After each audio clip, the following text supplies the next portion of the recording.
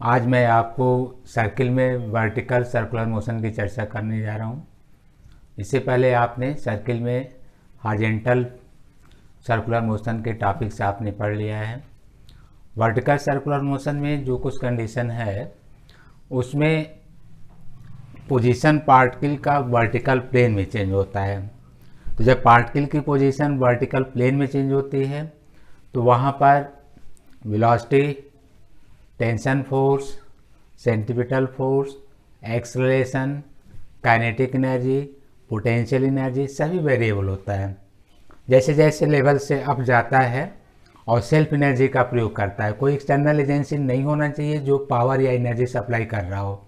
तो जब वो सेल्फ वर्टिकल सर्किल में मूव करता है तो कंटिन्यू ऊपर जाते समय ग्रेविटी के अगेंस्ट जब ऊपर जाता है तो वो अपनी काइनेटिक एनर्जी को लूज करता है और कन्वर्जन के रूप में कहा जाता है कि लेवल से ऊपर जा रहा है तो वो पोटेंशियल एनर्जी के रूप में कंजर्व हो रहा है या संचित हो रहा है।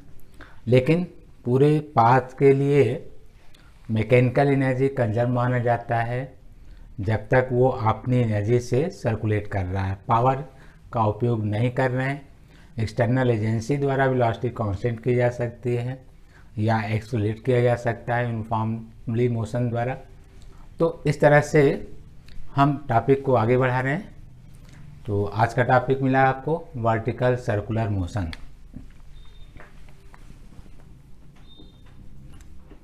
वर्टिकल सर्कुलर मोशन,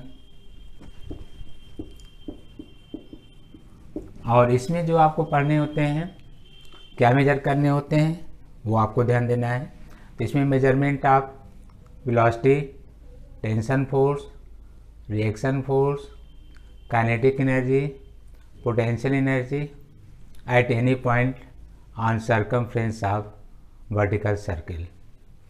तो वृत्त की परिधि पर गति करते समय किसी बिंदु पर कण का वेग या चाल, तनाव बल, प्रतिक्रिया बल, अभिकेंद्र बल, गतिज ऊर्जा, स्थितिज ऊर्जा या उनमें परिवर्तन या कोणीय स्थिति का अध्ययन किया जाता है, क्योंकि मोशन में लीनियर के साथ साथ एंगुलर पोजीशन भी दी जाती है।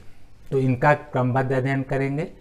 लेकिन आपको इसमें एक ट्रिक बता दें, ऑब्जेक्टिव क्वेश्चंस की मेन विशेषता क्या होती है कि आप कुछ ऐसे पॉइंट को लेकर चलते हैं जिससे कि क्वेश्चंस को कम समय में सॉल्व करें या उनको लर्न कर लें या याद कर लें। तो हम आपको इसमें कुछ ऐसे पॉइंट्स भी बताएंगे जिसके आधार पर प्रॉब्लम को आप सॉल्व करेंगे। तो पहले आप देख सकते हैं, for vertical circular motion mechanical energy is conserve. तो ऊर्ध्वाधर वृत्त में गति करते समय प्रत्येक बिंदु पर यांत्रिक ऊर्जा संरक्षित रहती है। आप इस तरह से बोलते समय नोट्स बना सकते हैं और प्रॉब्लम हो रिपीट करके फिर आप पढ़कर उसका नोट्स बना सकते हैं। तो जब भी आप वो लिखवाया जाए तो साथ में आप नोट कर सकते हैं। मैकेनिकल एनर्जी इज कंजर्व, ये आपको बताया गया eight any point on circumference in vertical circle. Eight any point on circumference of circle. तो इस तरह से आपने देखा मैकेनिकल एनर्जी को कंजर्व कहा गया।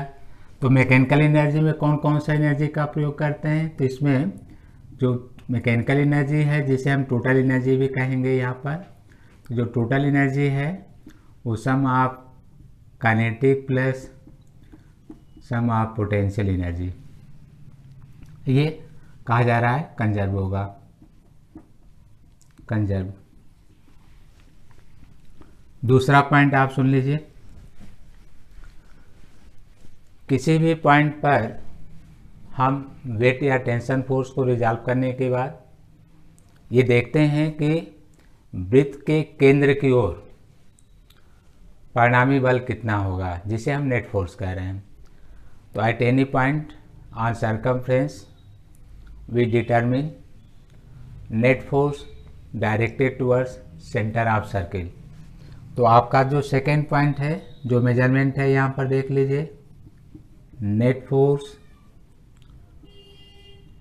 Directed towards centre of circle, centre of circle, ये आपको पॉइंट मिला। अगर आपने ये 2 पॉइंट समझ लिया तो वर्टिकल सर्कुलर मोशन के प्रॉब्लम पीएमटी लेवल के, ऑब्जेक्टिव क्वेश्चंस फाउंडेशन लेवल के, पीजीटी टीजीटी लेवल के क्वेश्चंस सॉल्व हो जाते हैं। हाँ, ये है कि जब एप्लीकेशन बेसिस आता है जैसे आईटी वगैरह, तो उसमें आपको अदर कंसेप्ट भी कंबाइन करके लेकर आगे बढ़ना होता है। तो पहले बेसिक चीज़ें आप देखें जिस पर मैंने अभी चर्चा किया। तो आपको क्या करना है, अब तो समझ में आ गया होगा। इन 2 पॉइंट को पहले क्लियर कर लेना है कि हमें किसी भी प्रॉब्लम को सॉल्व करते समय इनके उपयोग द्वारा हम उन राशियों को ज्ञात करेंगे जिनकी चर्चा अभी की जा रही थी। तो by using 2 equations we can determine velocity, acceleration, tension force, kinetic energy, potential energy and other physical quantities related with vertical circular motion. तो इनको तैयार करने के लिए साथ में एप्लीकेशन का अभ्यास होना चाहिए। कभी कभी आप नियम जान गए, अप्लाई करने में आप कंपोनेंट नहीं ले पा रहे हैं, अप्लाई करने में नेट फोर्स सॉल्व नहीं कर पा रहे हैं, तो ये तो प्रैक्टिस से होता है। बहुत सारे नियम जानने के बावजूद भी प्रैक्टिस आवश्यक होता है। तो हम इन 2 फॉर्मूले का उपयोग करेंगे। अब देखा जाए किस तरह से नेट फोर्स लिया जाता है। तो वर्टिकल सर्कुलर मोशन में हम वर्टिकल प्लेन का प्रयोग करते हैं। जैसे बोर्ड देख सकते हैं, आपका बोर्ड ये वर्टिकल प्लेन में है, तो इसमें हम कोई सर्किल ड्रा कर दे रहे हैं और मेजरमेंट लिया जा रहा है। देखिए, measurement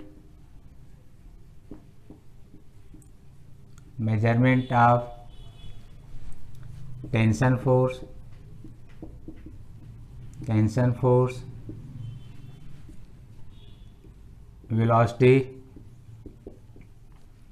at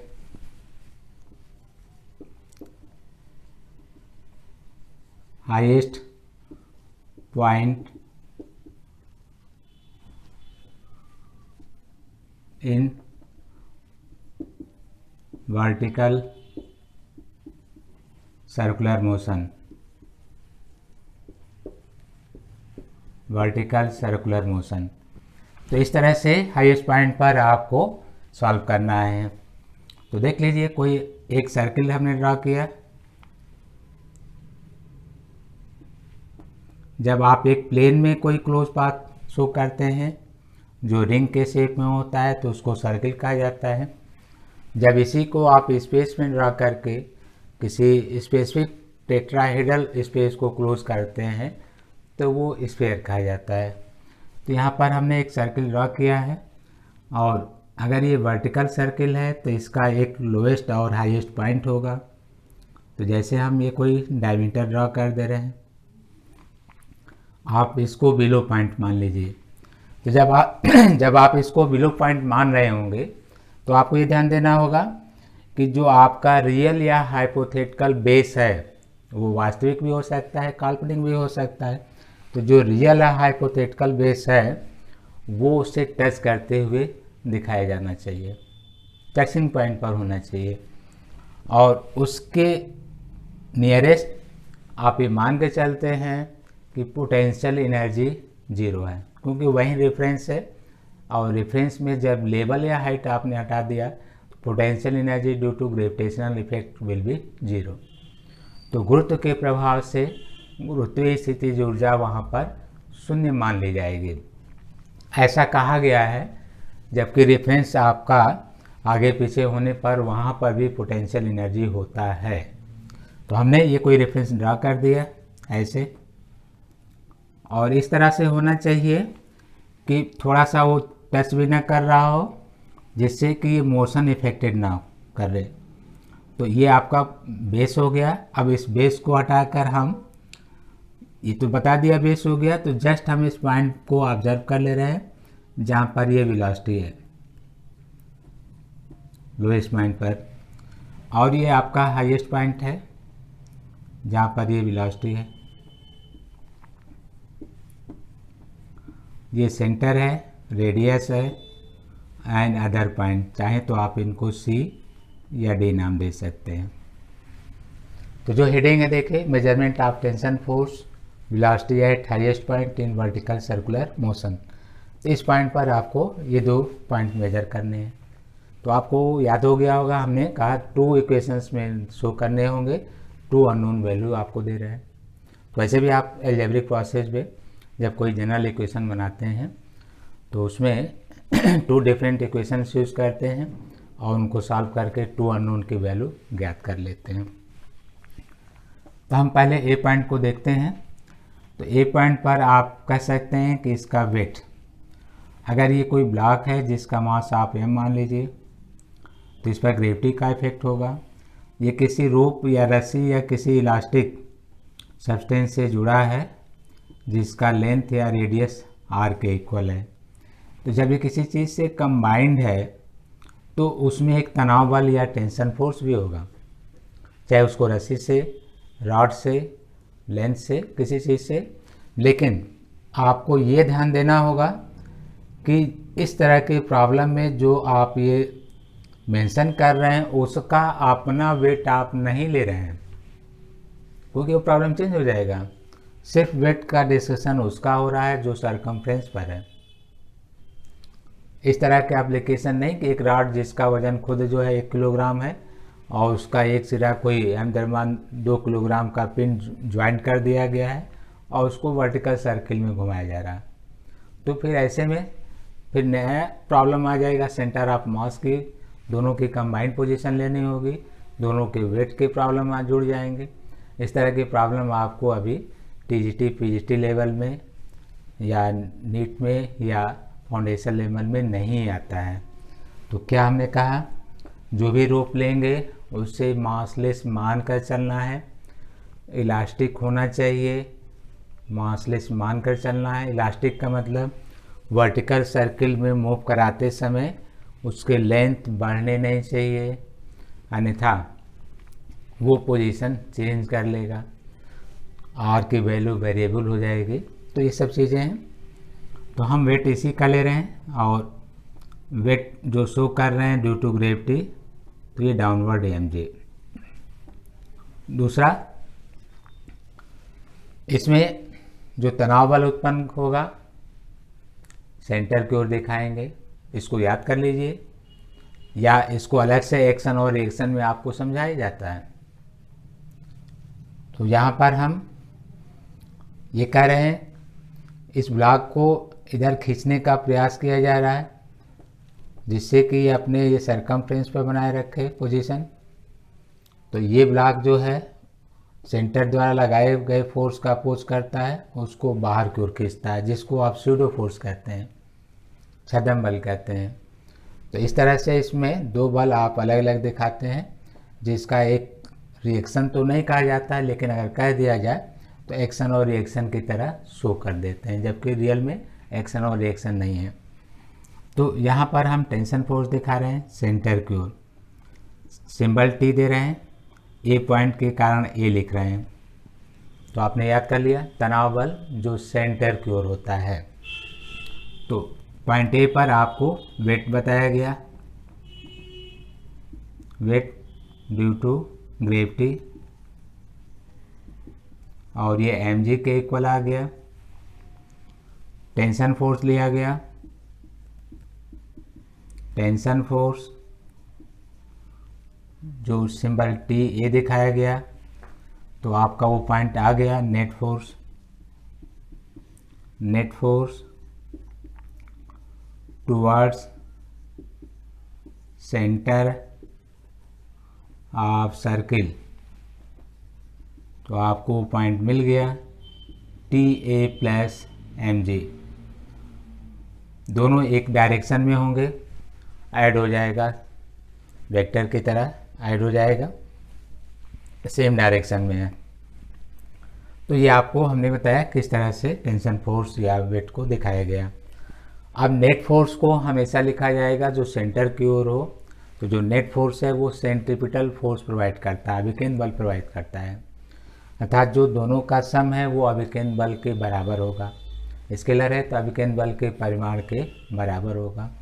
the net force directed toward centre equal to centripetal force, centripetal force.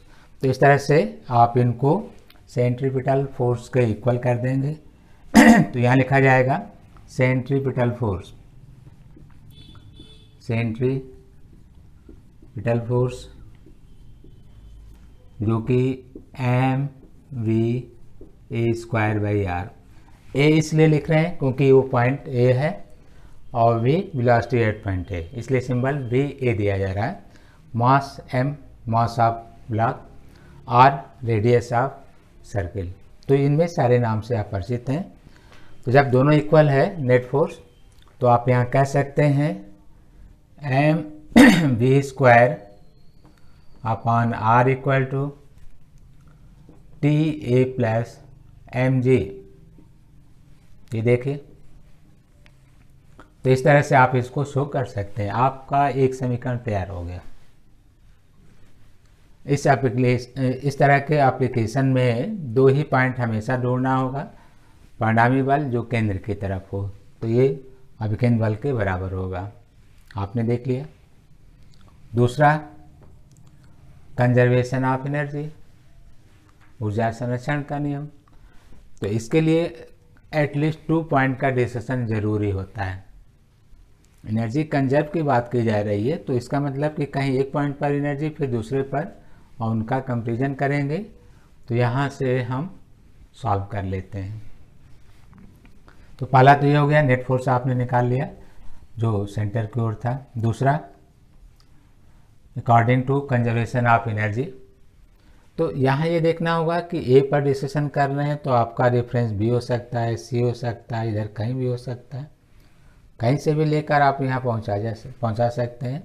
जहाँ से स्टार्ट करेंगे वहाँ की टोटल एनर्जी, जहाँ पर आप पहुँच रहे हैं वहाँ की टोटल एनर्जी को बराबर करना होगा। बहुत ईजी है।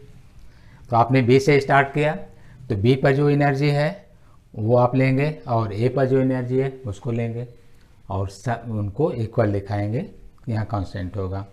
इस फिगर में आप कह सकते हैं mechanical energy at point B, mechanical energy,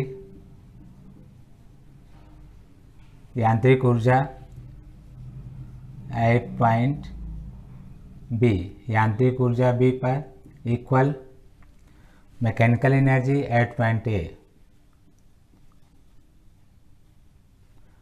mechanical energy at point A,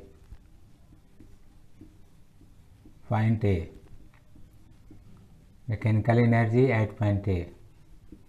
तो इस तरह से अगर आप बी पर लिखते हैं तो हाफ m v² प्लस, यहाँ पर हमने कहा कि ये पॉइंट आपका जस्ट रेफरेंस लेवल पर है, तो पोटेंशियल एनर्जी 0 ही रखिएगा, mg 0। ये आप किसी हाइट पर लिए हैं, half m v² plus mg, r की वैल्यू 2r, ऊंचाई जो है हाइट है यहाँ से यहाँ तक 2r है। ये आपको 2 इक्वेशन मिल गया, फर्स्ट ये सेकेंड ये। इनमें से अगर 2 अननोन है, जैसे आपको दिए थे टेंशन फोर्स और वेलोसिटी, तो अगर आप यहाँ से वेलोसिटी सॉल्व करके रख दीजिए, टेंशन फोर्स आ जाएगा।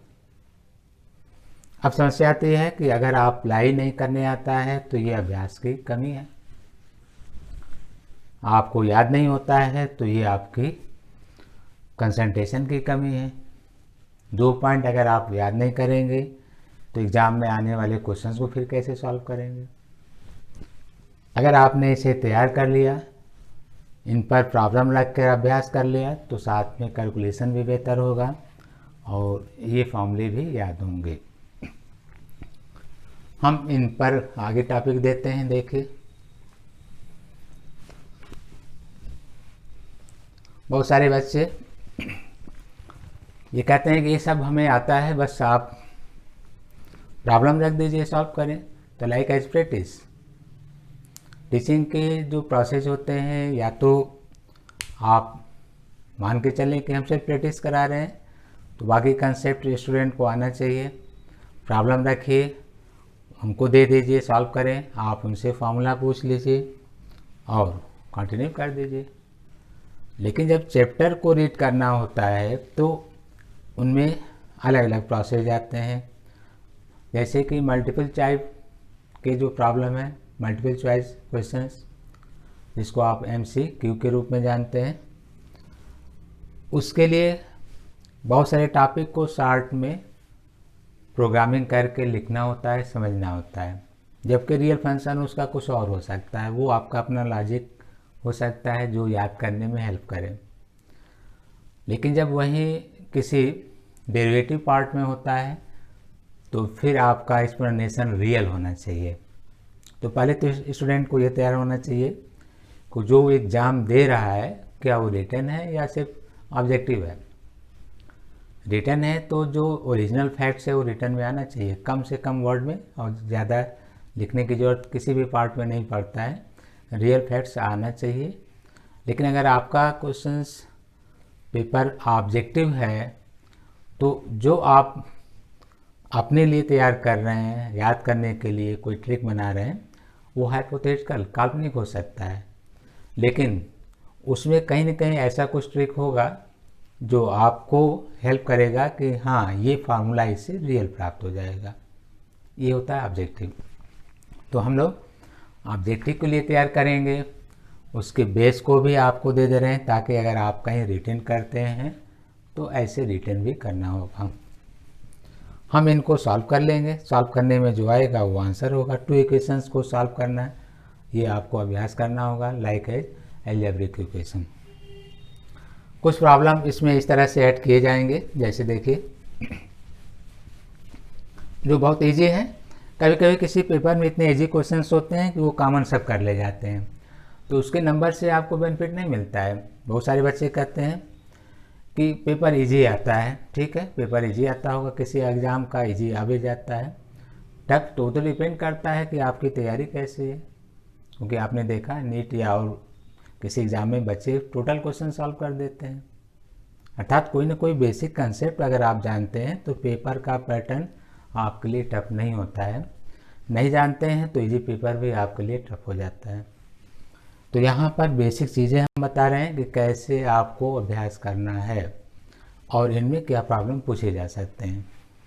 इनको सॉल्व करके आपको जो प्रॉब्लम दिया गया था, तनाव बल आप प्राप्त करेंगे, वेलोसिटी आप प्राप्त कर लेंगे, ये आपको दिया गया था प्राप्त करने के लिए।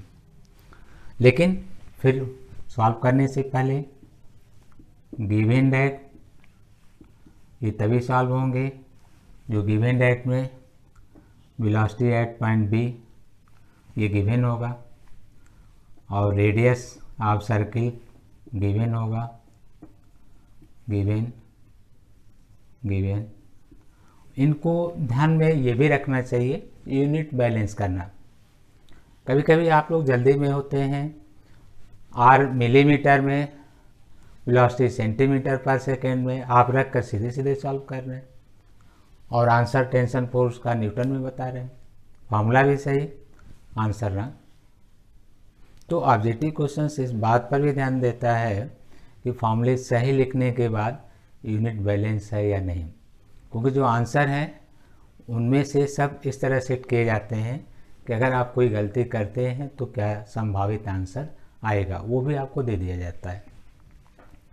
तो ये सब गिवन होंगे। जी को आप चाहे 9.8 याद रखिए या गिवन होगा तो उसको भी आप जो कह रहा है उसका आप यूज़ कर लेंगे। इतनी चीज़ें यहाँ पर आपको दी गई हैं, जैसा अभी हम मिटाए नहीं हैं, वेलोसिटी दिए हैं। मास का यहाँ रोल नहीं है, यहाँ पर हमने नहीं कहा मास दिया होगा, मास यहाँ पर भी है, मास यहाँ पर भी है, मास यहाँ पर भी है, हट जाएगा। तो इसलिए हमने मास का रोल नहीं दिया। यहाँ कोई जरूरी नहीं कि पार्टिकल का मास दिया हो, कोई रोल नहीं है, सब में हट जाएगा। तो आपको याद हुआ कंजर्वेशन ऑफ एनर्जी से वेलोसिटी सॉल्व हो जा रहा है, और नेट फोर्स से वेलोसिटी सॉल्व होने के बाद टेंशन फोर्स सॉल्व हो जा रहा है, जो आपको हमने टॉपिक अभी दिया था। तो इनमें से रख कर आप इनका सलूशन ले सकते हैं, आप इस पर अभ्यास करेंगे। स्टूडेंट सोचते हैं कि हम कौन सी बुक पढ़ें, कहाँ से अभ्यास करें। हमें लगता है ऐसा कुछ ज़रूरत है नहीं। अगर आपको ये 2 फॉर्मूले मिल गए तो वेलोसिटी आपकी इच्छा एक बार लिख दीजिए 5 मीटर पर सेकेंड है, रेडियस आपकी इच्छा एक बार लिख दीजिए 1 मीटर है, जी की वैल्यू फिक्स है, और रख कर भी ये ज्ञात कर लीजिए, हो गया आपका प्रॉब्लम।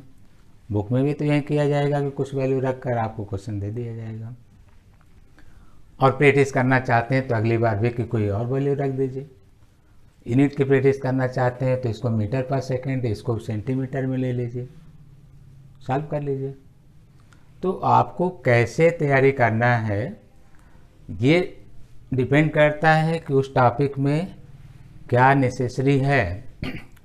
फिर उन पर प्रॉब्लम तो भूमिका बनाकर बहुत सारे दिए जाएंगे। आप प्रॉब्लम के पीछे जाएंगे तो प्रॉब्लम के पीछे ही रहेंगे, प्रॉब्लम हमेशा आपसे आगे बना रहेगा। जब आप बेसिक कंसेप्ट पर आ जाएंगे तो प्रॉब्लम आपसे पीछे हो जाएगा, आप हमेशा आगे बने रहेंगे।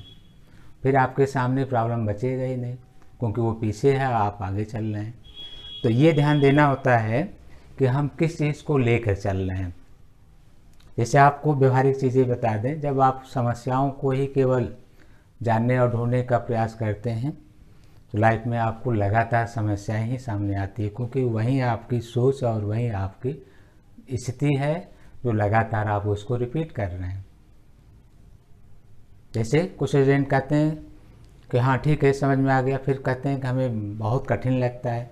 तो जब आपने ये बोल दिया बहुत कठिन लगता है तो मेंटली आप उसको समझने के लिए प्रिपेयर नहीं है, क्योंकि आप ये मान के चल रहे हैं कि हमसे समझ में नहीं आएगा। तो जहाँ नहीं सब लग गया तो फिर तो वो आपको सपोर्ट नहीं करेगा।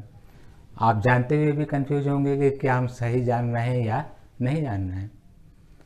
तो किसी चीज़ को पढ़ने से पहले ये कंफर्म होना चाहिए कि ठीक है आप अननोन हैं, लेकिन जो पढ़ेंगे समझ लेंगे तो उसको हम कर लेंगे। तो निश्चित है कि आप हर टॉपिक को अच्छी तरह से करेंगे, चाहे वो फिजिक्स हो, केमिस्ट्री हो, मैथ हो। ये आपका अपना कॉन्फिडेंस आपको ऊंचाई पर ले जाता है, ये ज़रूर ध्यान देना चाहिए। तो हम इसमें कुछ क्वेश्चंस ऐड करते हैं, देखिए, और कैसे होगा वो आप ध्यान दीजिएगा।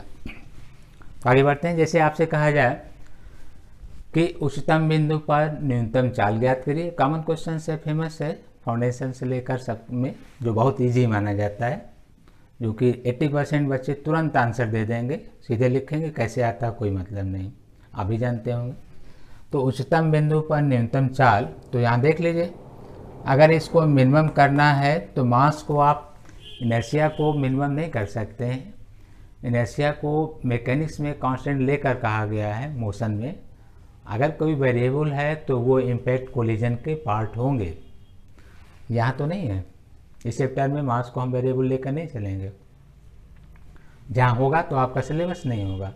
सिलेबस का सेंस हमारा टीजीटी, पीजीटी या इससे संबंधित नीट है, या इसमें जो भी है फाउंडेशन बेसिस एग्ज़ाम जो भी होते हैं उनमें जब प्रायः मास के वेरिएशन का यहाँ पर नहीं है। अगर है तो वो कोलिजन है, कंजर्वेशन ऑफ मोमेंटम है, अन्य चैप्टर हैं। तो अगर आप मास को हटा नहीं सकते हैं, जी की वैल्यू चेंज नहीं कर सकते हैं, तो यहाँ पर वी का मिनिमम होना तनाव बल पर ही निर्भर करेगा, क्योंकि इसका मिनिमम होना इन दोनों पर था। तो आपको टेस्ट करना होगा बिहेवियर में या नॉलेज द्वारा कि हम इसको मिनिमम किससे कर सकते हैं। कोई स्टूडेंट कहेगा मास को 0 कर दीजिए, मिनिमम हो गया। तो मास आप 0 करेंगे तो हाइपोथेटिकल यहाँ पर कोई वर्टिकल कंडीशन नहीं होगी जिसको आप मूव करा रहे हैं। तो यहाँ इसको हटाना नहीं है, जो टेंशन फोर्स है उसको आप मिनिमम कर सकते हैं, क्योंकि ये मोशन के समय उत्पन्न हुआ है, इससे पहले इसका कोई अस्तित्व नहीं था। It's produces cause of motion in vertical circle and due to connection between center and object by any elastic support where distance is not variable। तो ऐसे में हम इसी को मिनिमम या हटाने का प्रयास करते हैं। तो ये वर्ड यहाँ से देख सकते हैं, एक लाइन अलग से लिखने की बजाय यहीं लिख दे रहे हैं। जैसे हमने कहा ये मिनिमम, तो आपने यहाँ कर दिया मिनिमम, तो वेलोसिटी मिनिमम हो गया। लेकिन समस्या ये है कि अगर प्रॉब्लम में तनाव बल या टेंशन फोर्स के मिनिमम की कोई रोल ही न दे तो आप क्या करेंगे, क्योंकि एक इक्वेशन में 2 अननोन हो गए। अगर टेंशन फोर्स की कोई जानकारी नहीं दी जा रही है तो मैथमेटिकल ये कहा जाता है, इसकी तुलना में अगर ये मिनिमम मान लिए तो उसको हटा भी दीजिए। जैसे वेट को मान लीजिए कि मास को आपने 2 kg लिया, जी को आपने 10 ले लिया, तो आ गया 20 न्यूटन। टेंशन फोर्स उस पॉइंट पर आप मान लीजिए कि 0.02 न्यूटन। तो फिजिक्स में 20.02 ये दोनों एडिशन के बाद आया, दोनों को जोड़ने के बाद। अब अगर आप इनको ऐड करने के बाद यहाँ mv² से वेलोसिटी को सॉल्व करते हैं और बिना ऐड करने के बाद 20 mv² से सॉल्व करते हैं, तो जो वेलोसिटी का मेजरमेंट होगा वो बहुत डिफरेंट नहीं होगा। या इसको थोड़ा लार्ज करके भी देख लेते हैं तो भी बहुत ज़्यादा डिफरेंस नहीं आएगा। तो इस तरह से जो मिनिमम वैल्यू है it's can replace for measurement of velocity. तो हम लोग सॉल्व करते समय रिप्लेस कर देते हैं, replace for only resolving process it is not real. अगर कोई कण या पिन वर्टिकल सर्किल पर मूव कर रहा है तो टेंशन फोर्स 0 होता नहीं है। It is only algebraic process, it is only mathematical calculation for measurement of velocity. कि अगर ये मिनिमम है तो एडिशन या सब्ट्रैक्शन में उसको लेफ्ट किया जा सकता है, जो कि वी के रिजल्ट को प्रभावित न करता हो। मैक्सिमम में तो करेगा ही। तो यहाँ पर आपको ये ध्यान रखना होगा कि हम लोग बाई कैलकुलेशन रिप्लेस करते हैं। अगर किसी को कुछ कंसेप्ट में प्रॉब्लम है तो आपको ये भी हेल्प कर दें। सिर्फ हम एडिशन और सब्ट्रैक्शन में मिनिमम वैल्यू को हटा सकते हैं, मल्टीप्लिकेशन और डिवीजन में कभी अलाउ नहीं होगा। ये बोलकर गलती मत करिएगा, मल्टीप्लिकेशन और डिवीजन में कभी ये अलाउ नहीं होगा। जैसे कोई मिनिमम वैल्यू 0.01 या 0.001 मल्टीप्लाई इंटू 100 इस तरह से, तो रिजल्ट देख लीजिए। या इसको 1000 ले लीजिए तो ये 1 आ गया। 30 1 2 3 और -3 3 कैंसिल 1 आ गया। आप 1000.001 नियरली इक्वल टू 1000। तो मल्टीप्लिकेशन में तो ये सारी कहानी बदल गई। जो 1000 है वो 1 हो गया, जो मैक्सिमम था मिनिमम चला गया। एडिशन में वो अपनी क्वालिटी मेंटेन किया हुआ, क्योंकि ये लगभग 1000 है, कोई प्रॉब्लम नहीं है। तो आपको याद होगा क्या, हम किसी कैलकुलेशन में रिप्लेस करते हैं तो वहाँ ये देखना होगा कि एडिशन है या सब्ट्रैक्शन, तो अलाउ होगा। नहीं तो यही मिनिमम वैल्यू आप रट लेते हैं कि सर ने कहा चलिए हम मल्टीप्लाई हो रहा हटा देते हैं, डिवाइड हो रहा हटा देते हैं, तो वहाँ तो फिर आपका क्या रिजल्ट आएगा आप सामने देख लीजिए। तो आगे बढ़ते हैं। इस तरह की कोई छोटी गलती होती है तो आपका ये मैथमेटिकल कंसेप्ट है, तो इसको रिप्लेस कर देंगे तो minimum mv² upon r mg m cancel, तो जो मिनिमम वेलोसिटी है √rg, जो कि आप सबको आता है। हम ये नहीं कह रहे हैं कि ऐसा कोई टॉपिक है जो आपको पढ़ाने लायक है, लेकिन ये भी कहते हैं बहुत सारे लोग पढ़ना लिखना बीच में छोड़ देते हैं, गैप हो जाता, तो उनके लिए पर्याप्त पॉइंट भी है, आप इसको भी समझ लो, ठीक है। अब इन मिनिमम वेलोसिटी को आप यहाँ पर क्रिटिकल वेलोसिटी कहते हैं।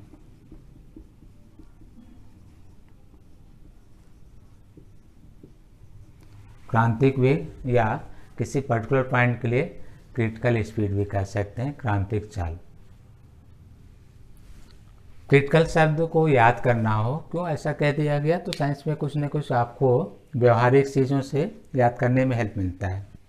जैसे कोई हॉस्पिटल में भर्ती हो, जब आप हॉस्पिटल जाते हैं तो देखते हैं, कहते हैं कि वो क्रिटिकल कंडीशन पर है, अर्थात अब वो अपने लिविंग पोजीशन के खतरे में है, जिससे वो बाहर भी जा सकता है, क्रिटिकल पोजीशन में है। तो यहाँ पर क्रिटिकल क्या है, सर्किल पर बने रहना। तो सर्किल पर बने रहने का अगर क्रिटिकल पोजीशन है तो सर्किल को लीव कर सकता है, छोड़ सकता है, बस हो गया। तो critical velocity is the lowest velocity required for tendency to complete at least one revolution. तो क्रांतिक वेग या क्रांतिक चाल किसी बिंदु पर, ऊर्ध्वाधर वृत्त के उच्चतम बिंदु पर, वह न्यूनतम चाल होती है जिससे हम उस सर्किल पर वन रिवोल्यूशन कंप्लीट करने की टेंडेंसी बनाए रखते हैं, that means just below any measurement it's leave the track. Just उससे नीचे अगर हम कोई भी मेजरमेंट लेते हैं तो ट्रैक को छोड़ देगा। Just complete for one revolution, क्योंकि टेंशन को लगभग आपने जीरो रखा है या मिनिमम लिया है, तो अब उसकी कैपेबिलिटी नहीं है कि कोई राउंड लगा ले। तो just minimum velocity for at least complete one revolution, then velocity at the top of vertical circle √RJ। तो इस तरह से आपने मेजर कर लिया इसको, बहुत ईजी पॉइंट था जो आप जानते हैं। इस पर कुछ प्रॉब्लम आते हैं, जैसे हम बाल्टी को पानी से भरकर वर्टिकल सर्किल में घुमाते जाएं, तो हाईएस्ट पॉइंट पर वो मिनिमम कितनी स्पीड होना चाहिए जिससे पानी बाल्टी से नीचे न गिरने पाए। तो कोई टब है, कोई टब या कोई कैनन पार्ट्स, कोई ऐसा पार्ट आप ले लीजिए जिसमें वाटर को रिवॉल्व कराया जाए वर्टिकल सर्किल में, और हाईएस्ट पॉइंट पर वो उल्टा, जैसे बाल्टी की पोजीशन उल्टा हो तो रोक देंगे स्पीड, तो पानी नीचे गिर जाएगा ग्रेविटी के प्रभाव से। तो वहाँ कम से कम कितनी स्पीड रखा जाए कि उसके पानी बाल्टी से नीचे न आए। तो इसका बन गया, वहीं कहानी बना दिया हमने। तो यहाँ पर आपने बाल्टी की कोई शेप लेकर ये दिखा सकते हैं ऐसे,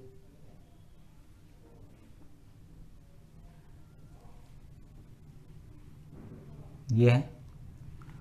तो जो इसमें वाटर है, ये मान लीजिए कि सर्किल पर मूव कर रहा है इसे,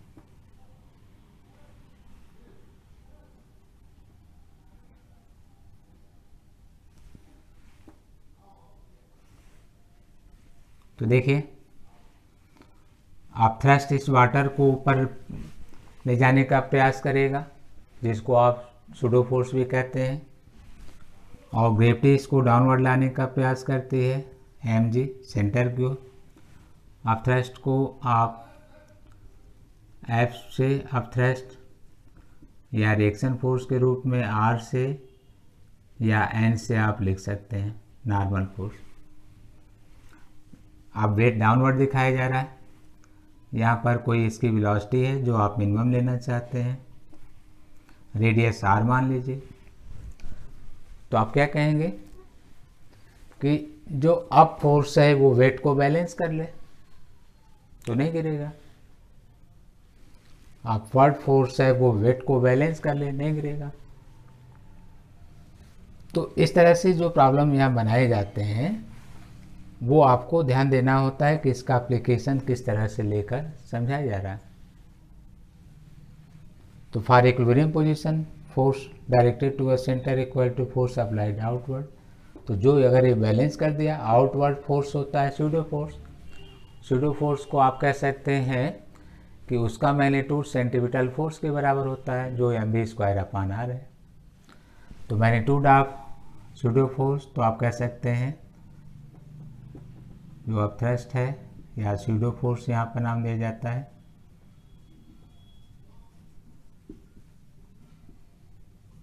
तो उसका मैग्नीट्यूड जो है mv²/r। तो mv²/r किसको बैलेंस कर लिया, mg, मास कैंसिल, मिनिमम वेलोसिटी √rg। तो ये इसका एप्लीकेशन हो गया। थोड़ी सी कहानी चेंज कर दी गई, एप्लीकेशन के रूप में आ गया। तो आपको ये ध्यान देना होता है कि हम इस तरह के प्रॉब्लम को यहाँ समझ चुके हैं, सॉल्व करने का तरीका वही था, लेकिन आप पूरा रखेंगे तो फिर से वही समझाना होगा कि टेंशन फोर्स लीजिए, तो आप नेट फोर्स लिखते हैं तो पूरा बैक वहीं आ जाते हैं जो पहले समझाए थे। आप ये लिखे होते हैं कि tension force plus mg equal to net force है mv²/r।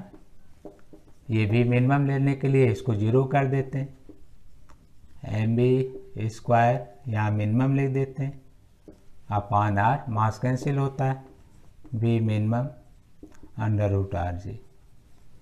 तो एप्लीकेशन वही था, शॉर्ट में हमने समझा दिया कि अगर ये इक्विलिब्रियम पर है तो आप थ्रस्ट वेट के इक्वल हो जाएगा। लेकिन जो उससे पहले आपको यहाँ रीड कराए थे उसके अनुसार कहें तो टेंशन फोर्स सेंटर की ओर, वेट डाउनवर्ड हो गया, आप थ्रस्ट अपवर्ड हो गया, जिसका मैग्नीट्यूड सेंट्रीपिटल फोर्स के बराबर है। तो आपने नेट फोर्स जो यूज़ किया सेंट्रीपिटल फोर्स के इक्वल रखकर, जो सूडो फोर्स के भी इक्वल है, सॉल्व कर लिया, rg के बराबर आ गया। तो आपने एक एप्लीकेशन भी देखा, इस तरह के प्रॉब्लम आपको दिए जाते हैं। आगे बढ़ते हैं।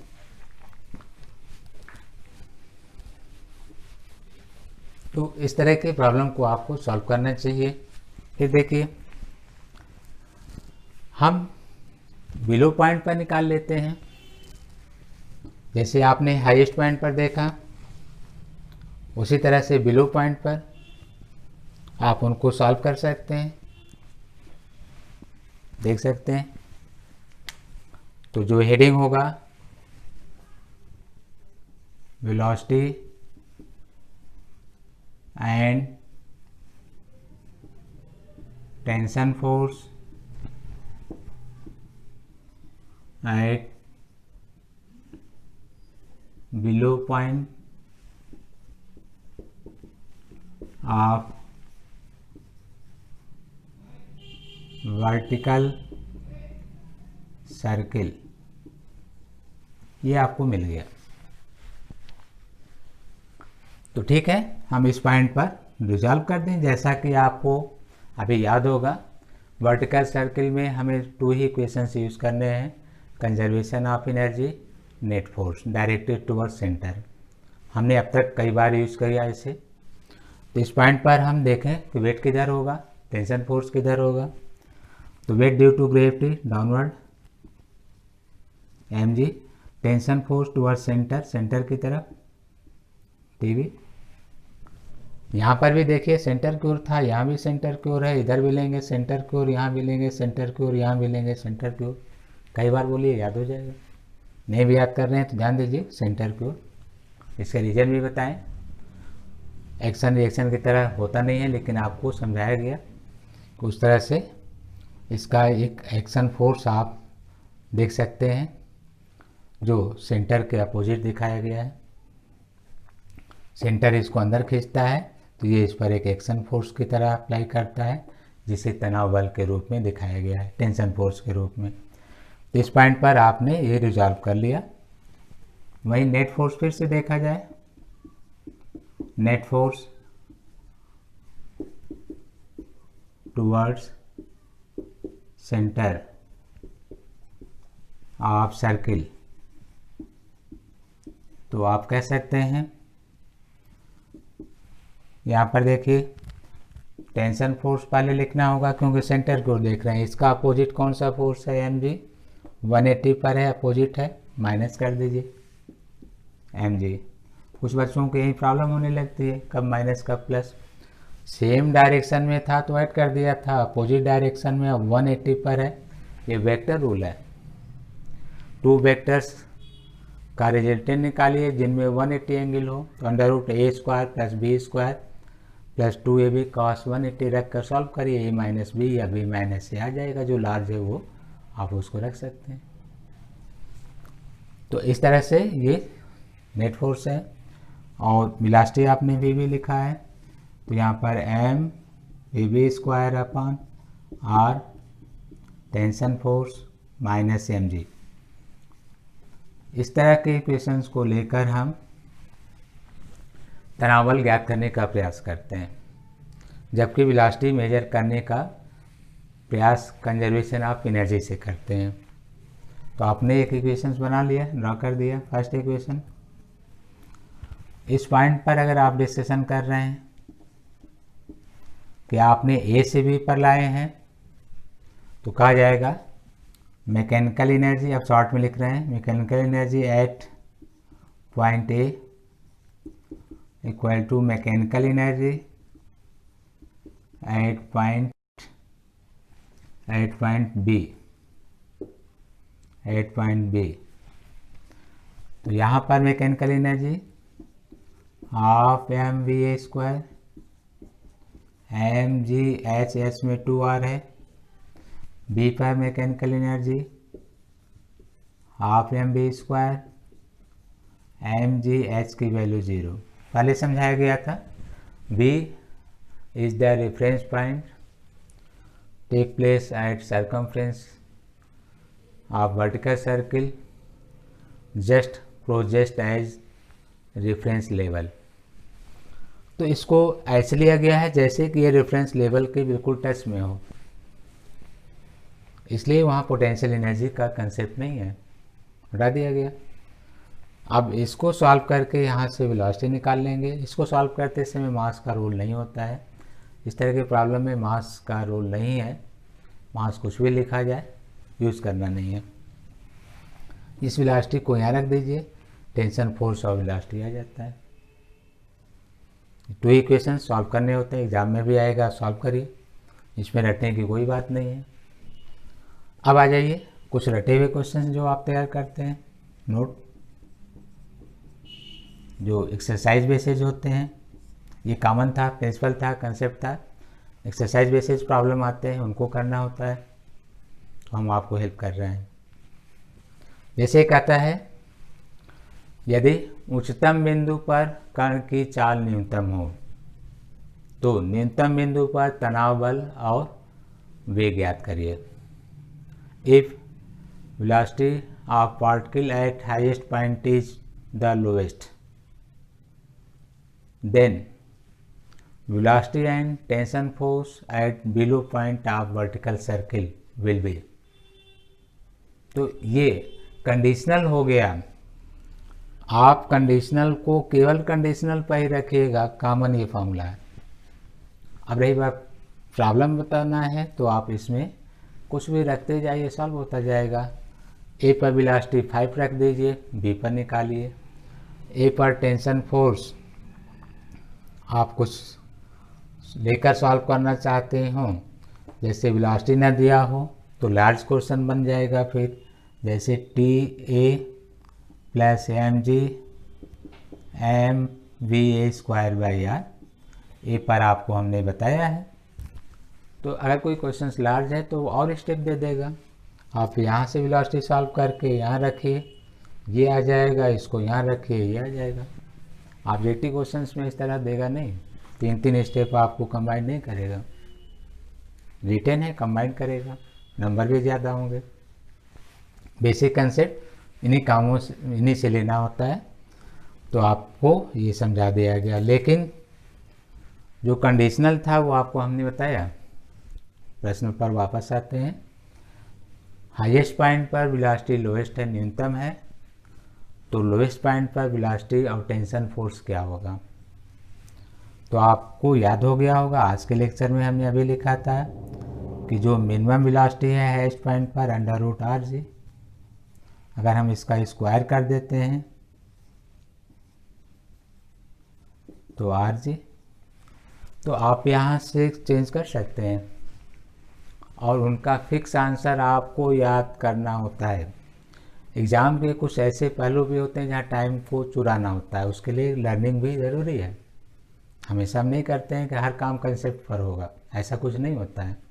कंसेप्ट जानने के लिए भी कुछ न कुछ लर्न करना पड़ता है। जैसे हाईएस्ट पॉइंट पर √RG तो लोएस्ट पर 5RG, टेंशन फोर्स 6 mg।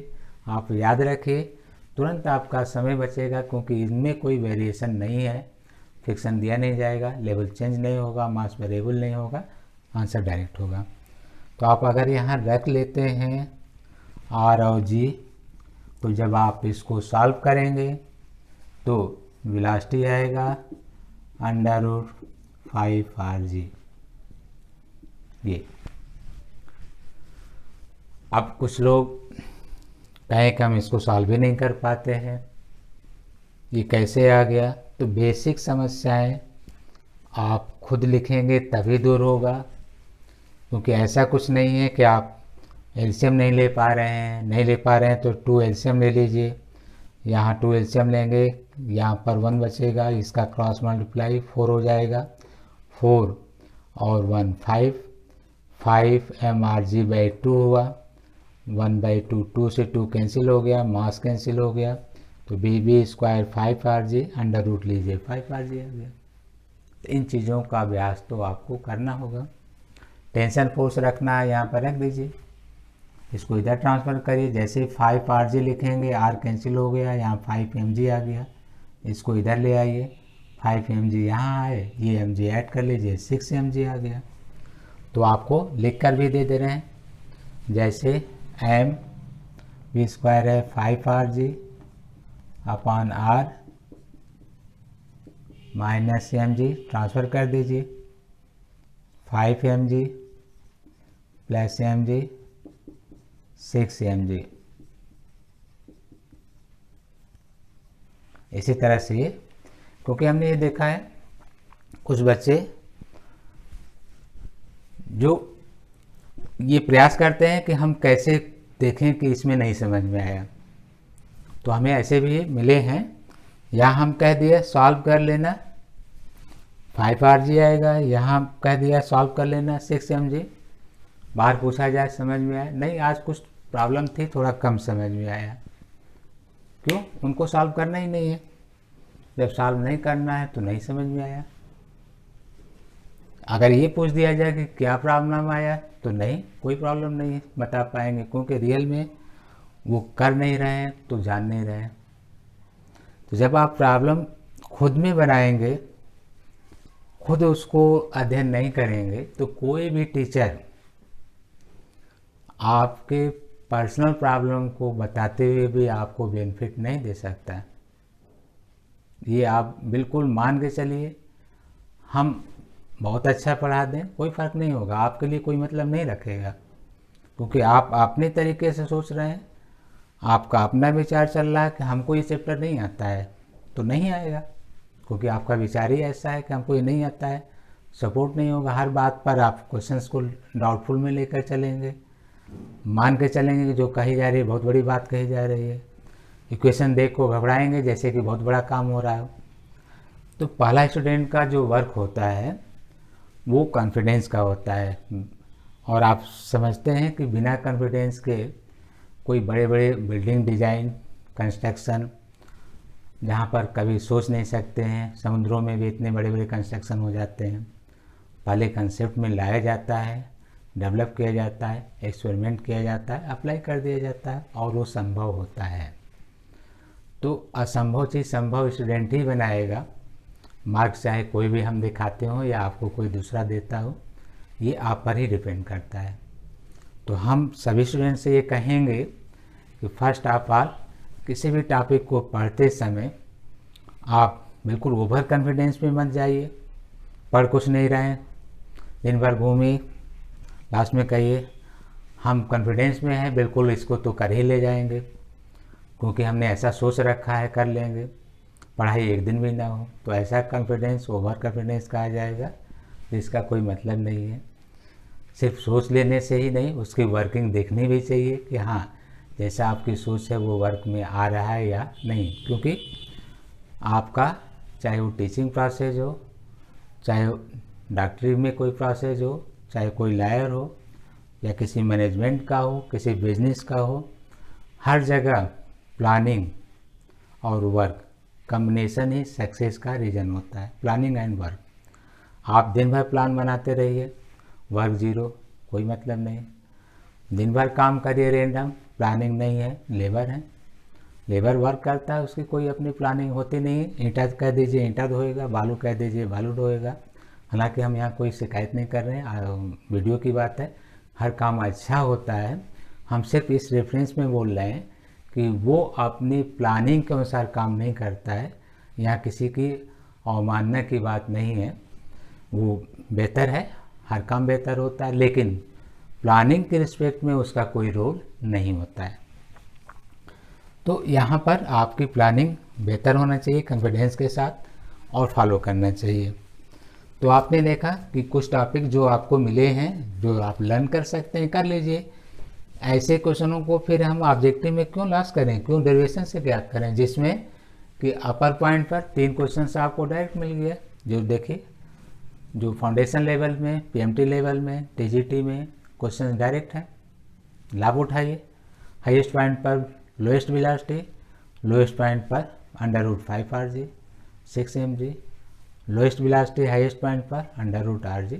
ठीक है, अगर आप कैपेबल है तो इतने टॉपिकों में आप इन्हें अलग कर लें, याद भी कर लें। क्वेश्चन से आते ही फिक्स वैल्यू टिक कर दीजिए, सारा समय आपका बच जाता है।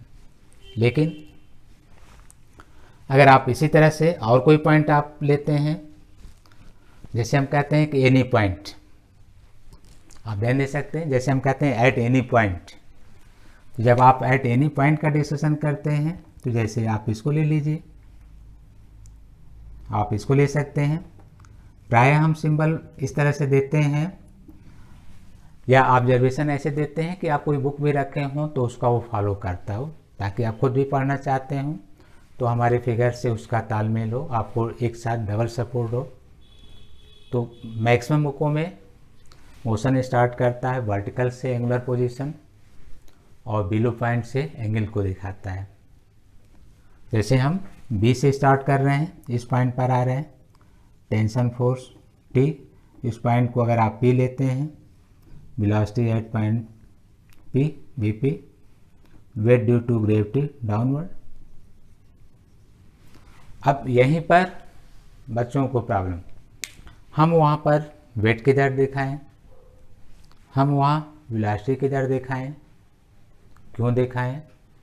तो इनकी जो बेसिक स्टार्टिंग है वहाँ से भी आप आगे बढ़िए ना।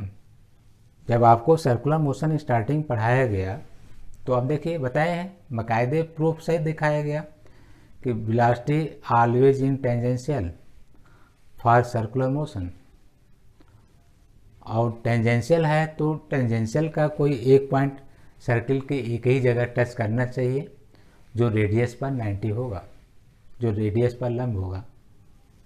तो इनको तो आप जब तक लर्न नहीं कर लेंगे तो आगे प्रॉब्लम होगी, लर्न नहीं कर रहे हैं तो ये आपकी अपनी प्रॉब्लम होगी। यहाँ तो सिर्फ बताया जा सकता है कि ऐसा प्रूफ है, ये है, फिर भी आप कहते हैं नहीं समझ में आया, तो आप नहीं समझना चाहते हैं।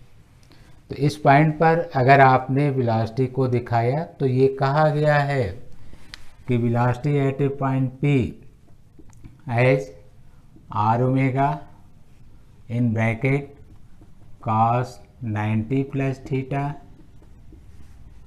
इन bracket cos 90 plus theta I cap plus sin 90 plus theta J cap magnitude and direction, magnitude and direction. तो ये बताया गया, आपको लर्न करना होगा, या जैसे हमने लिखा आपको ध्यान देना होगा। इस तरह से ये कहा जा रहा है weight due to gravity towards centre of earth और टूवर्ड्स ग्रेविटी ऑफ अर्थ। अब नीचे का सेंस ये थोड़ी है कि आप अर्थ यहाँ बना दीजिए, अर्थ का ये सेंटर है, एक ब्लॉक यहाँ है, तो आप कहिए वे ड्यू टू ग्रेविटी डाउनवर्ड, क्योंकि सर ने तो ऐसे ही कहा था कि नीचे होता है। तो ये बेसिक चीज़ें आपको कहीं और चैप्टर से मिला है। इसको अगर हमारे पढ़ाने में नहीं आया है तो चैप्टर का आप वेट करेंगे, अन्यथा आपको कॉमन आना चाहिए कि अर्थ का सेंटर यहाँ है तो हमें ग्रेविटी इधर दिखाना पड़ जाएगा mg। अगर कोई ब्लॉक अर्थ पर यहाँ दिखा रहे हैं, वेट इधर दिखाना होगा mg। ब्लॉक यहाँ दिखा रहे हैं, वेट इधर दिखाना होगा mg। तो हमारा जो भी वर्टिकल सर्किल है उसमें अर्थ नीचे है, रेफरेंस नीचे है। शुरू में ही बोल दिया गया कि आपका रेफरेंस लेवल बी से स्टार्ट है, अर्थात ये पृथ्वी का तल है तो इसका गुरुत्व नीचे ही कहीं होगा। हम इसका वर्टिकल पर लिए हैं इसलिए डायरेक्ट वर्टिकल दिखा देते हैं।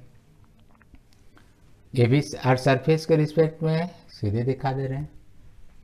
बाकी अर्थ बना कर देना होगा तो ऐसे तिरछा भी लेना पड़ जाएगा। तो रेफरेंस लेवल के अनुसार हम ये मान के चलते हैं कि अर्थ बहुत बड़ा है तो उसका सेंटर आसपास कहीं भी खींचेंगे ऐसे डाउनवर्ड आ जाएगा, तो ये डाउनवर्ड होगा। और जो एंगुलर डिस्प्लेसमेंट है वो यहाँ थीटा या डी थीटा। अब देखिए इसकी लाइन के अपने पैरेलल खींचा है, ऐसे ये पैरेलल खींचा है, तो ये जो एलिवेशन है, एंगल है, ये जानने के लिए आप आगे बढ़ा दीजिए ऐसे। तो ये थीटा है, ये भी थीटा होगा, या ये थीटा होगा तो ये भी थीटा होगा। यहाँ पर टेंशन फोर्स पी पॉइंट पर है, आप टीपी याद करने के लिए लिख सकते हैं। हम देख सकते हैं पी पॉइंट पर आपको वेलोसिटी दिया गया होगा, बीबी रेडियस दिया गया है। ये पी की जो हाइट है यहाँ से आप लंब करके यहाँ निकाल सकते हैं, एन मान लीजिए। अर्थात जब बी से पी तक गए हैं तो वो बेस से कितनी ऊंचाई पर गया है, एच ऊंचाई पर गया है। आप इसको एच मान लीजिए, चाहे आप इधर से भी ले लीजिए, एच मान लीजिए। तो फिगर को ड्रा करने में प्रॉब्लम होगी। आप ड्रा करते नहीं हैं तो कहेंगे नहीं समझ में आया। हमें अभ्यास से हमने सारे पॉइंट बोल दिया, आपको तो एक एक स्टेप ड्रा करके देखना होगा ना कि हम क्या भूल रहे हैं क्या नहीं भूल रहे हैं। अगर आप कोई टॉपिक भूल रहे हैं तो उसको ड्रा करिए, इसको बंद कर दीजिए, वीडियो बंद करके आप ड्रा कर लीजिए। फिर देखिए कि वेट आप किधर दिखा रहे हैं, फिर वीडियो ओपन करके देखिए कि जो आप दिखा रहे हैं क्या वही हम कह रहे हैं। फिर आप देखिए टेंशन फोर्स किधर दिखा रहे हैं, एंगल कहाँ ले रहे हैं, अभ्यास करिए। इसके बाद फिर मिलाइए, फिर आपको प्रैक्टिस होगा तो कुछ भी नहीं है, जैसे कहा गया आपको तैयार हो गया। किसी भी वर्क को स्टार्ट करने में समय लगता है और फिर जब आप समझ जाते हैं तो आपके लिए कोई पॉइंट और रहता ही नहीं है जो विशेष है। एक कहावत भी है, जानते भी हैं, जो चीज़ें आपके पास प्राप्त हो जाती हैं, आ जाती हैं, फिर आप उसको विशेष नहीं करते हैं। जैसे हम आप प्रयास करते हैं शहर में मकान हो जाए, जब तक नहीं रहता है बहुत बड़ी बात समझ में आती है, जैसे हो जाता है फिर मकान के बारे में सोच खत्म हो जाती है, कुछ और सोचते हैं जो आ जाए। गाड़ी नहीं है तो गाड़ी के बारे में, गाड़ी आ गई तो काम खत्म हो गया, कुछ और सोचते हैं, क्योंकि फिर वो आपके लिए कोई ऐसी बड़ी बात नहीं होती है। तो पॉइंट को प्रयास करिए और उसको देखिए, अगर आप उसको कैच कर लेते हैं, अभ्यास कर लेते हैं तो आपके लिए कुछ भी नहीं है, तैयारी हो जाती है। तो इस पॉइंट पर अगर आपको ज्ञात करना है तो वेट को रिजॉल्व कर लीजिए। रिजॉल्व करना अगर कोई समस्या है तो अलग टॉपिक में समझाया गया है, और रिजॉल्व हम 90 के बीच लेते हैं। एक परपेंडिकुलर दोनों लाइन होती है, उनके बीच 90 डिग्री होता है। जिधर एंगल लेते हैं वो कॉस में शो करते हैं, जैसे mg cos थीटा, दूसरी तरफ mg sin थीटा इधर। तो किसी को भी प्रॉब्लम हो तो वो प्रैक्टिस कर ले, mg यहाँ थीटा है, जिधर एंगल लिखाए हैं कॉस। ये टॉपिक तो अलग से पढ़ाए जाते हैं, हर टॉपिक का प्रूफ एक जगह थोड़े दिया जा सकता है। रिजोल्यूशन नहीं आता है तो सिर्फ टॉपिक अलग है, समझाने के लिए आपको हेल्प कर दे रहे हैं। शॉर्ट में कॉस, दूसरी तरफ साइन,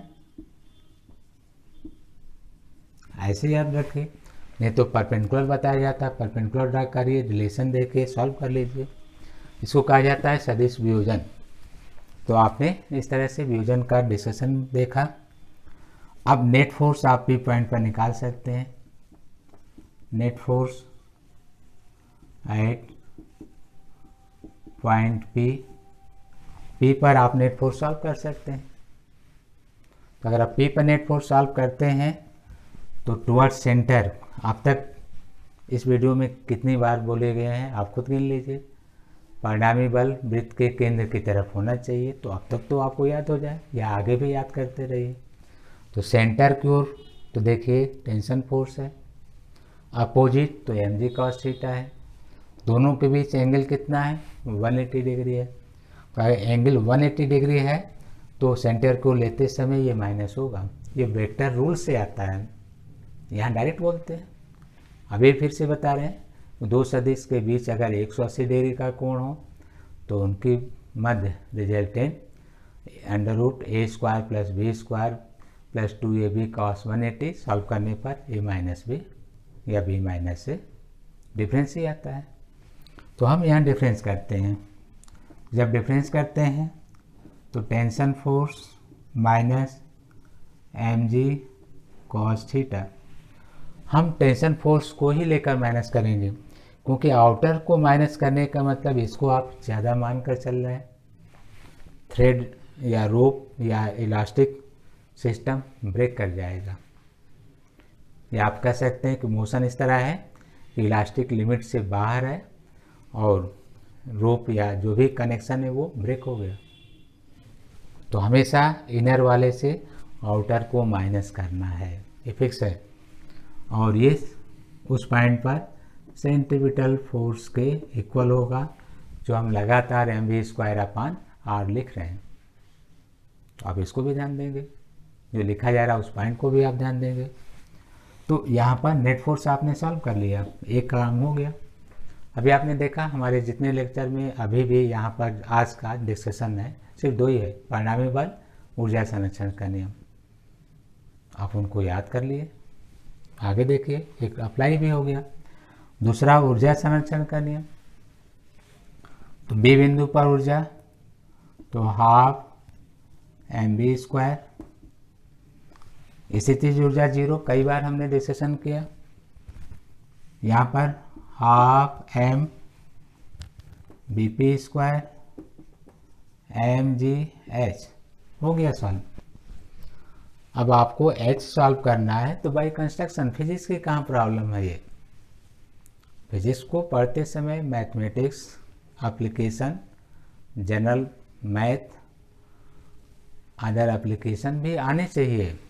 फिजिक्स तो हमने बता दिया।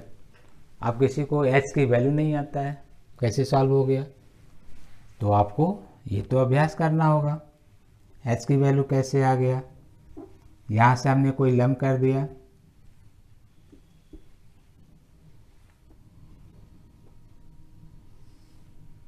जैसे ये भी रेडियस है, देखिए OP OB इक्वल है, ये आर्क पर गया है ऐसे।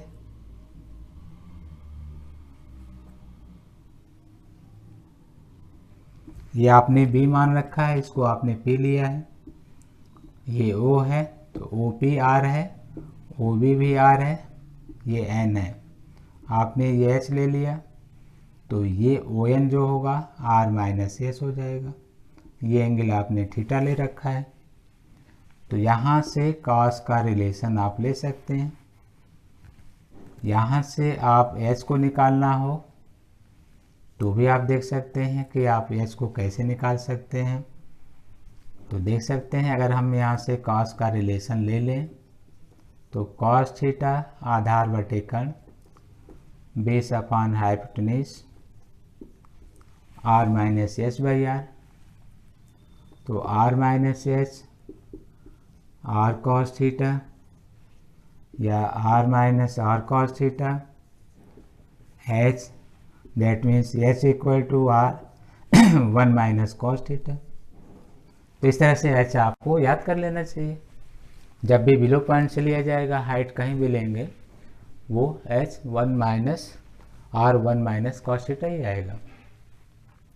किसी को अगर ये प्रॉब्लम हो गया कि ठीक है हम वर्टिकल से ले लें, यहाँ से दे दिया तो क्या करेंगे, तो आप सीधे ही याद करिए ना। यहाँ से उसने 120 कहा तो आप यहाँ 60 पर लेके सॉल्व करिए, क्योंकि 120 के बाद वही पॉइंट मिलेगा जो 60 के बाद मिल रहा है। अगर वो वर्टिकल से 60 कह रहा है तो आप हॉरिजॉन्टल से 120 लेकर सॉल्व कर दीजिए, क्योंकि वही पॉइंट मिलेगा। तो आप एक पूरा तैयार करिए, वर्टिकल से एंगल देता है तो उसे चिंता छोड़ दीजिए, 180 से माइनस करके इसमें डायरेक्ट रखिए, आंसर वही आएगा। तो ये ट्रिक होगा। तो आपने यहाँ से h सॉल्व करके रख दिया, आपको 2 इक्वेशंस मिले हैं, 2 समीकरण से 2 वैल्यू ज्ञात की जा सकती है जो अननोन हो।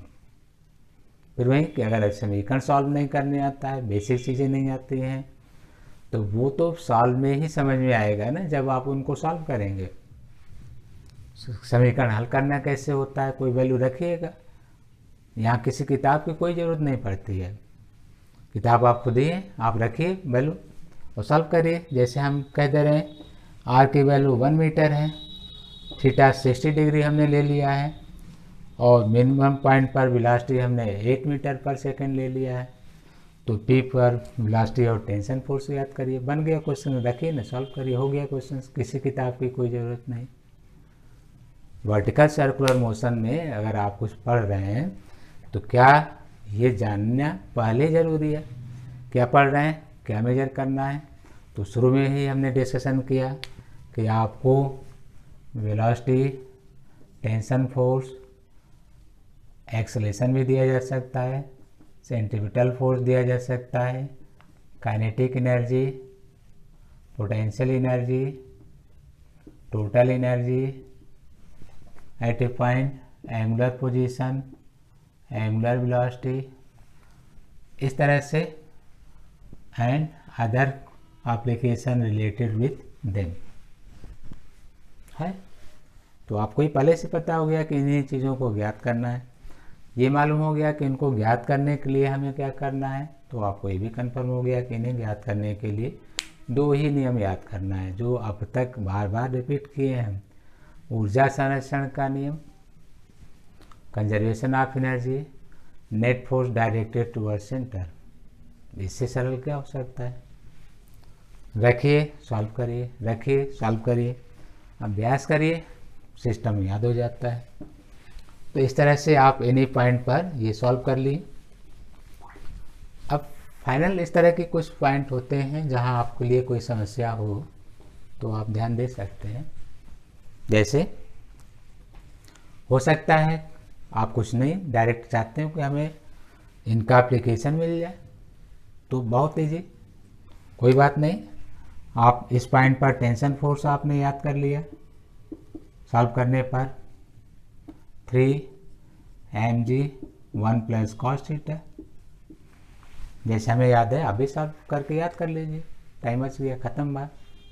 ऑब्जेक्टिव है, जय श्री राम, आप आगे बढ़िए, याद हो गया। तो इस तरह से 3 mg in bracket 1 + cos theta, velocity, आप आगे बढ़िए, vp √3 + 2 cos थीटा rg। इस तरह से थीटा की कोई वैल्यू देंगे, सॉल्व कर लीजिए। जैसे आप थीटा 0 कह दीजिए तो यहाँ पर आ जाएगा, तो ये 0 cos 0 1 होता है, √5 rg, √5 rg, ये पूरा है √5 rg। इस तरह से अगर यहाँ पर ये 0 है तो ये 1 हो जाएगा, 1 1 2 2 × 3 6 mg। थीटा को 90 कर दीजिए, आप सी पर आ जाइए, cos 90 0 3 mg। थीटा को 90 कर दीजिए 0, यहाँ पर √3 rg। आप 180 ले लीजिए, यहाँ पर आ जाइए, 180 -1 टेंशन फोर्स 0, लास्ट यहाँ पर ये -1 3 - 2 rg, तो मिनिमम, अर्थात ये मिनिमम वेलोसिटी आ गई, जिसमें आप 5 rg लेकर चलेंगे, वहाँ पर वेलोसिटी मिनिमम होगी। तो आप रट लीजिए।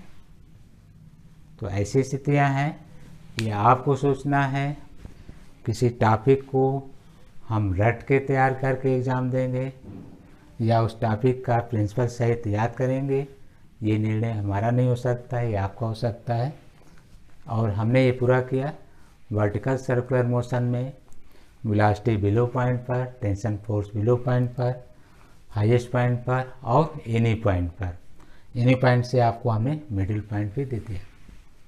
तो उम्मीद है आप वर्टिकल सर्किल को तैयार करेंगे, हम अगले वीडियो में आपको एप्लीकेशंस कैसे करना है इसमें हेल्प करेंगे। तब तक आप पढ़ते रहें और तैयारी करते रहें।